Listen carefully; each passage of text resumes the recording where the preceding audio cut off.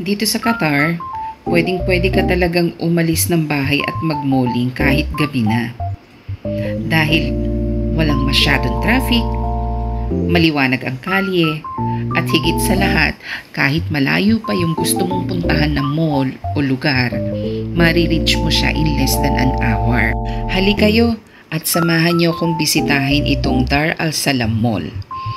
Alam niyo po ba itong mall na ito? Hindi po ito dayuhin compare po dun sa ibang mall dito sa Doha. Ito po pala ay base lang sa aking obserbasyon.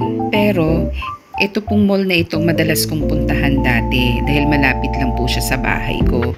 Ngayon medyo lumayo na yung tinitirahan ko kaya minsan ko na lang po siya mabisita. Ngayon nag-decide akong puntahan siya.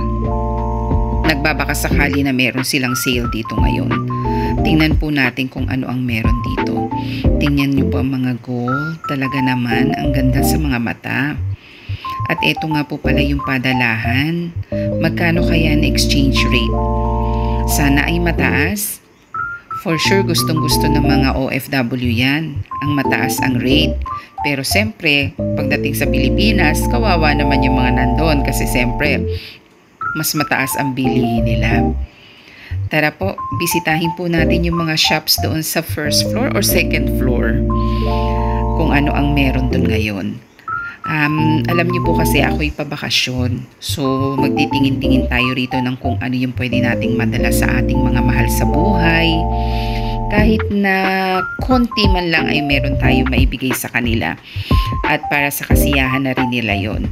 Ganun naman po lagi, diba, kapag ka merong pabakasyon or uuwi ng Pilipinas, kahit medyo konti lang ang ating naisubi, sige lang, para sa kasiyahan ng ating pamilya. Dito po pala sa Skechers, 199 po ang mga shoes. Lahat na po yan ng klase. Kaya ano pa pong hinihintay ninyo? Halat bumisita na kayo rito. Habang sale pa sila. Tamang-tama po para sa mga nagbabalak na magbakasyon.